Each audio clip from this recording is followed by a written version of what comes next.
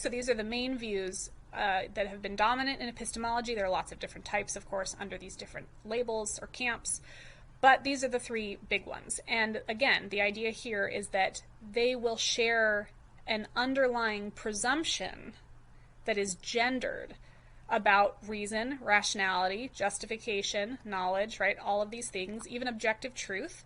Those are all going to be understood now to be gendered in a way that is biased against notions of femininity, which have thus denied, historically, women from occupying positions of expertise, right? For not being considered people who know lots of things, right? So the idea is that women have been denied the recognition or acknowledgement of knowledge because these theories have this implicit bias working through them. Okay, so that's the overall goal that feminists are going to be trying to demonstrate, and that we'll see this week.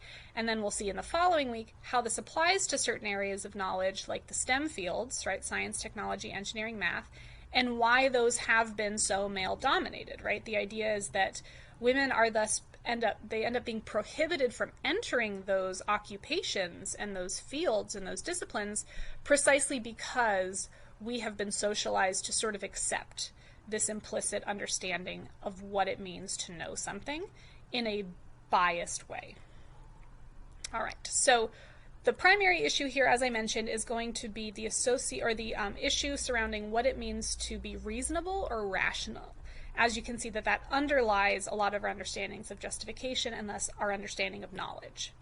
And so the idea here is that there are, again, probably different ways of understanding rationality, but we understand this basically as being logically consistent, right, in our derivations of one proposition from another, right? So the idea here is we're looking for some sort of consistency, logic, or rules when engaging in inference, right? Moving from, say, premises to a conclusion, moving from, observing a set of facts to making some sort of generalization about the world, right? So when we engage in that intellectual thought, right, the idea is that we're being consistent in some way, and that's how we've generally understood rationality.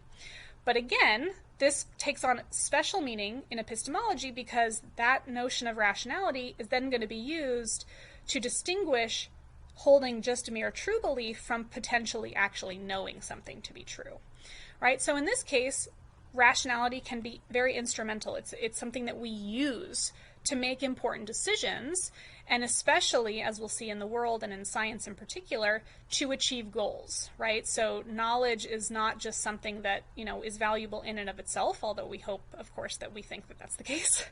But it's valuable because it gets us things, right? It's the reason that we're able to advance as a society, right, in our technology, right, and in our ability to sustain life on this planet, hopefully, right, rather than destroy it.